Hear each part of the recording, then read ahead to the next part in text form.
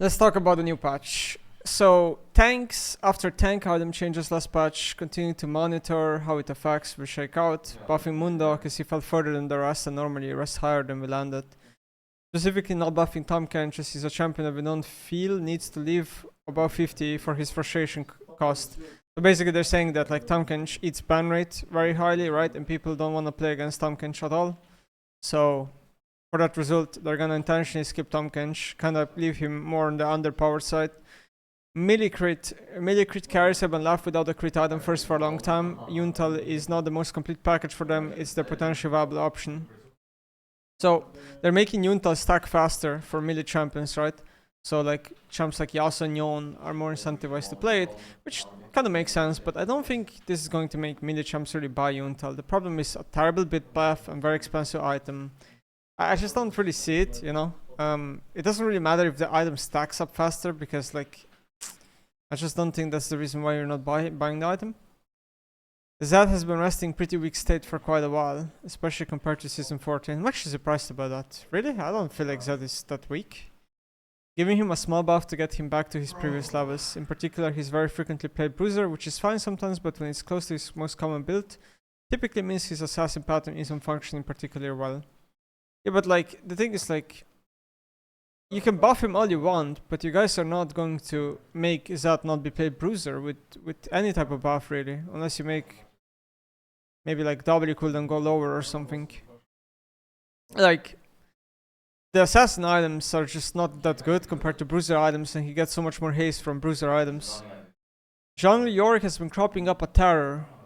Lianji third build. I've never seen that before, that's really interesting. Speed gaff. So Cho'Gath in the mid lane is picking up a lot of steam, looking to some nerfs to specifically mid throw without harming top throw too much. Yeah, that's cap. When they say that, that's cap. It's gonna nerf top throw just as much as mid throw. Pro focus nerfs. A lot of pro focus nerfs this patch aim to try and add more diversity into particularly the game first of series, which often tend to play out very similarly. Yeah.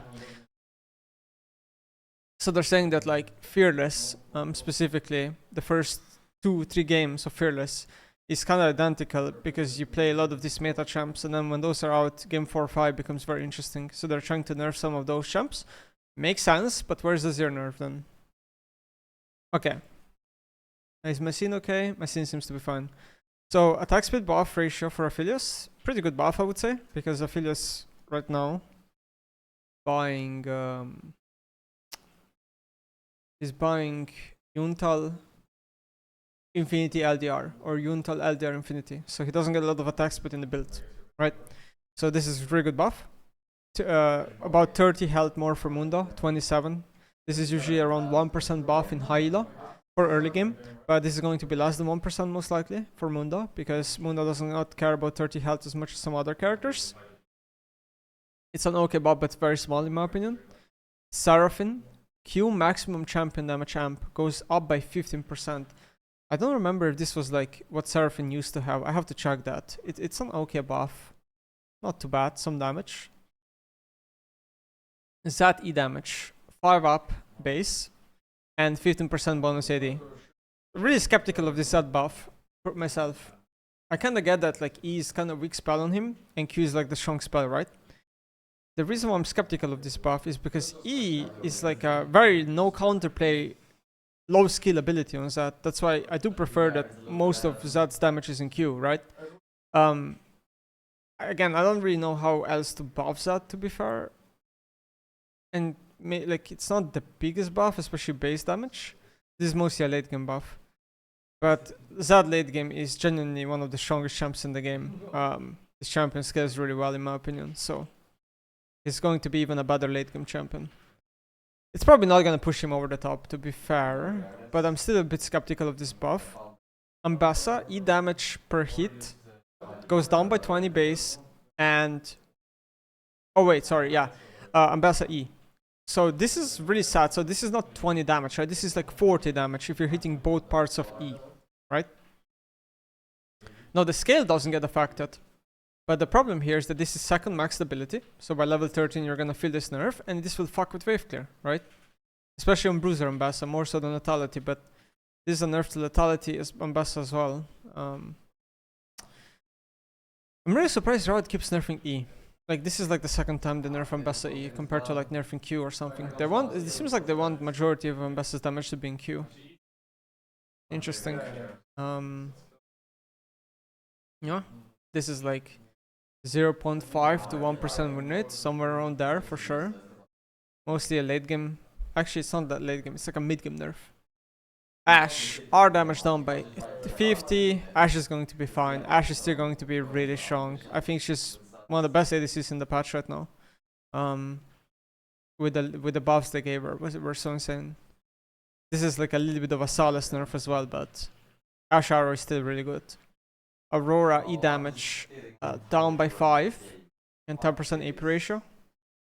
So I don't know if this is the change that goes through, because on PB there's a different change that's going through, but I think Aurora is a champ that really relies on damage from E and Q. And when you start touching these abilities and nerfing her damage, she becomes worse and worse as a champion. She has nothing else to offer. She really relies on having the threshold to poke or execute champions with these abilities. So I think this nerf is very big on her. It's going to make her negative win rate, and I think people are gonna play her a lot less probably. The Cho 20 damage of Q, 20 damage of W, and 0.5% less damage on E. Now, if you play top lane Cho and you're maxing E, this is not a nerf, right? Because at some point the ability is buffed. This is, yeah, it's still a nerf to top Cho. Because top Cho a lot of times also maxes Q. But you can see that Cho numbers on these abilities are absolutely crazy, you know? 340 base damage on Q, 300 base damage on W, like at rank 5 is crazy numbers. Stat check to maximum. I think Cho will most likely still be playable. But this is a little bit more than 1% win rate in my opinion. At least human Q damage. 40, 160, 40, 140. 4% current HP. So this is a nerf. Spider Q damage. Down by 10 as well. So we're seeing 20 base damage on human Q, 10 base damage on Spider Q. Nerf to jungle Elise, nerf to lane Elise. Okay. Slight wave clear nerf as well, like jungle clear speed nerf, but not as big. Okay. So I guess they overbuffed her too much with the W changes last patch. Santa passive mark damage, down by 8 base. W all out bonus true damage, down by 20. I do like the direction here with the nerfs they're going, because they're kind of nerfing like the unskilled part, which is the passive, and they're also nerfing damage. I do think the Cassandra Shank should be more about staying alive rather than doing a lot of damage, so I kind of like what I'm seeing here. Skarner, I think this nerf is...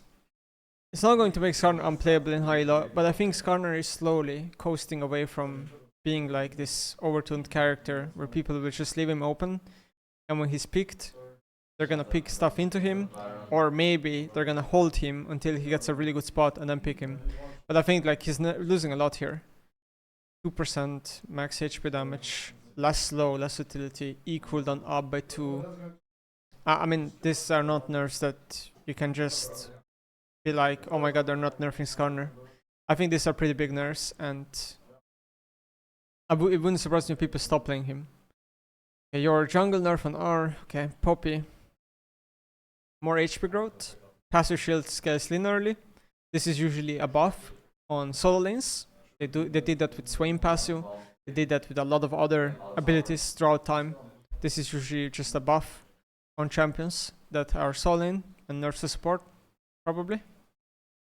E damage down by 20, but AD ratio up. If you go like Thunder Sky, you're probably fine. So they're making top lane Poppy arguably be better.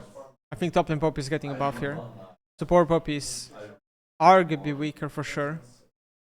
Okay, I think Poppy top is slowly going to be one of the best pro player champs, I think.